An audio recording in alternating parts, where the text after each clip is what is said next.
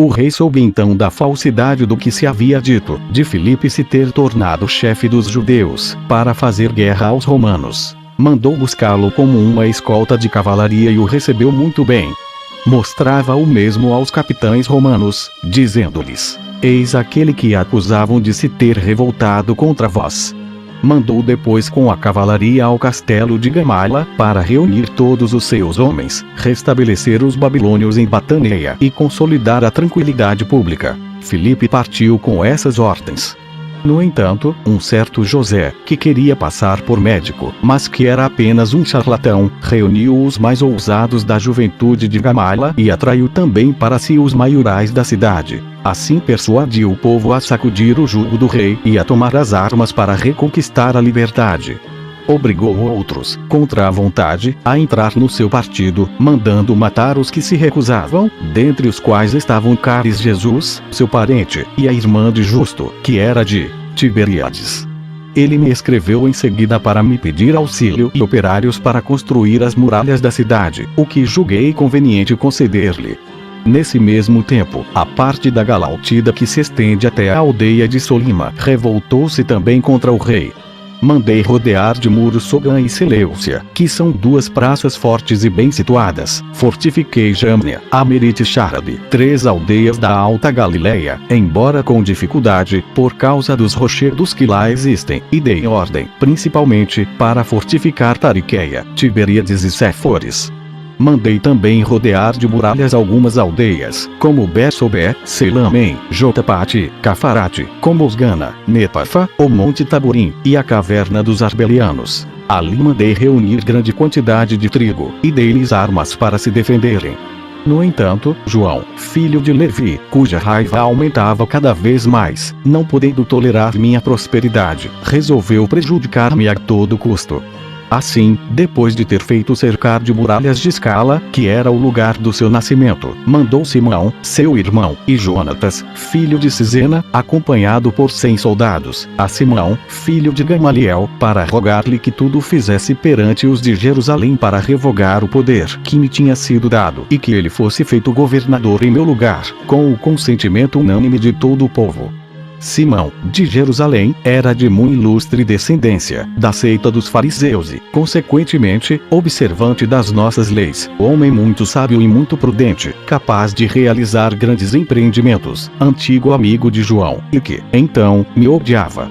Assim, levado pelos rogos insistentes de seus amigos, ele disse aos sumos sacerdotes Anano e Jesus, filho de Gamala, e aos outros que eram do seu partido, que era necessário tirar-me o governo da Galileia antes que eu fosse elevado a um poder maior, e que não havia tempo a perder, porque se eu viesse a saber de tudo, poderia atacar a cidade com o exército.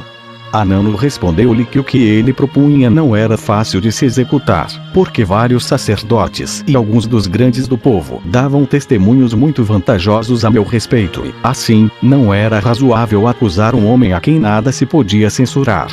Simão rogou-lhe que, pelo menos, conservassem as coisas em segredo e disse que ele se encarregava da sua execução. Fez vir depois o irmão de João e o encarregou de lhe dizer que, para chegar ao fim do seu projeto, mandasse presentes a Anano. Este expediente deu resultado, porque Anano e os outros deixaram-se subornar pelo dinheiro, e resolveram tirar-me o governo, sem que ninguém mais de Jerusalém, a não ser os do seu partido, viessem a sabê-lo. Para esse fim, mandaram 4 pessoas que, embora de diversas famílias e descendências, eram sensatas e hábeis. A saber, dentre o povo, Jonatas e Ananias, fariseus, e da casta sacerdotal, Gozor, também fariseu, aos quais se une o Simão, o mais jovem de todos, descendente dos sumos sacerdotes. A ordem que deram foi de reunir os galileus e de lhes perguntar de onde vinha aquele grande afeto que sentiam por mim. Se eles dissessem que era porque eu era de Jerusalém, eles lhes respondessem que todos os 4 eram do também. Se eles dissessem que era porque eu era muito perito nas leis, eles lhes respondessem que eles eram não menos instruídos do que eu. E se dissessem que era porque eu era sacerdote, eles replicassem que 2 dentre eles eram do também. Jonatas e seus colegas partiram com essas instruções e com 40.000 moedas de prata, que lhes foram dadas do tesouro público. Um certo Jesus, da Galileia, nesse mesmo tempo veio a Jerusalém, com 600 homens, que ele comandava. Pagaram-no por 3 meses e a todos seus soldados, e os induziram a segui-los, para fazer tudo o que eles lhes mandassem. Uniram-se ainda a eles 300 habitantes de Jerusalém, aos quais pagaram também. Assim partiram, levando com eles a Simão, irmão de João, e os 100 soldados que haviam trazido. Tinham além disso uma ordem secreta de me levar a Jerusalém, se eu deixasse de boa mente as armas, e de matar-me, se eu oferecesse resistência, sem temor de serem castigados, pois faziam-no em virtude do seu poder. Tinham também cartas dirigidas a João, exortando a fazer-me guerra, e outras, aos habitantes de Séforis, de Gabara e de Tiberíades, para induzi-los a lhe dar auxílio. Jesus, filho de Gamala, que tivera parte em todos esses conselhos, e que era muito meu amigo, avisou a meu pai, que me escreveu longamente. A inveja de meus concidadãos tinha, por uma tão grande ingratidão, conspirado contra mim e deliberado matar-me, mas eu estava ainda mais aflito pela insistência com que meu pai pedia que fosse vê-lo, a fim de lhe dar, antes de morrer, a consolação de me abraçar ainda. Comuniquei todas essas coisas a meus amigos e disse-lhes que estava resolvido a partir dentro de 3 dias. Rogaram-me com lágrimas a não expô-los, por meu afastamento, a uma ruína inevitável. Mas não podia resolver-me a atendi-los, porque eu mesmo estava ainda mais aflito do que eles. Nesse mesmo tempo os galileus, temendo que minha ausência os expusesse à violência daqueles desordeiros, que devastavam continuamente os campos, comunicaram a toda a Galileia a intenção que eu tinha de ir embora. Imediatamente eles vieram, de todos os lados, procurar-me na aldeia de Azoquim, no Campo Grande, com suas mulheres e filhos, não tanto, segundo minha opinião, pelo afeto que me tinham, mas pelo seu próprio interesse, porque julgavam nada ter a temer enquanto eu estivesse com eles. Tive então durante a noite um sonho esquisito.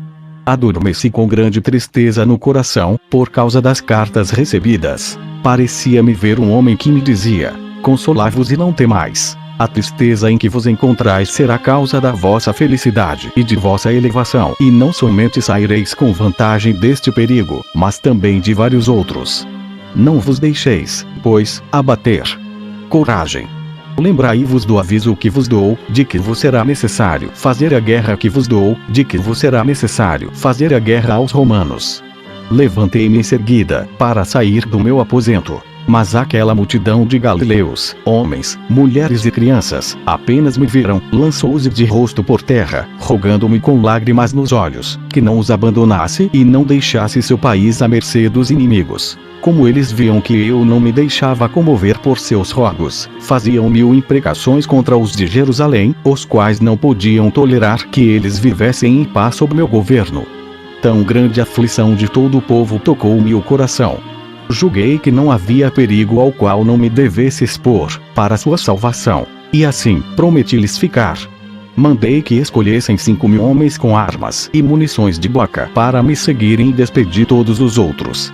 Marchei com esses 5.000 homens, 3.000 soldados, que eu já tinha, e 80 cavaleiros para uma aldeia na fronteira de Ptolemaída, de nome Xabulon, para enfrentar a Plácido, que Sestio Galo tinha mandado com infantaria e uma companhia de cavalaria para incendiar as aldeias dos galileus, que estão nos arredores de Ptolemaída. Ele acampou e fortificou-se perto da cidade, e eu fiz a mesma coisa a 60 estádios de Xabulon. Assim, estando muito próximos uns dos outros, saíamos frequentemente de nossas fortificações, como para travar combate, mas aconteciam apenas ligeiras escaramuças, porque quanto mais Plácido via que eu desejava travar batalha, mais ele temia empreender uma grande luta, e não quis afastar-se de Ptolemaída. Estando as coisas nesse pé, Jonatas e seus colegas chegaram à província. Como não ousavam atacar-me abertamente, procuraram surpreender-me, e para isso escreveram uma carta, cujas palavras eram estas: Jonatas e seus colegas, enviados pelos de Jerusalém, a Jósefo, saudação. Os mais da cidade de Jerusalém, tendo sabido que João, de Giscala, vos armou diversas ciladas, mandaram-nos para fazer-lhe severas recriminações e ordenar-lhe que obedeça exatamente, para o futuro, em tudo o que lhe determinardes, mas, porque nós desejamos conversar convosco, para prover com a vossa opinião a todas as coisas, nós vos rogamos vir prontamente ter conosco, sem grande acompanhamento, porque esta aldeia é muito pequena para alojar um grande número de soldados.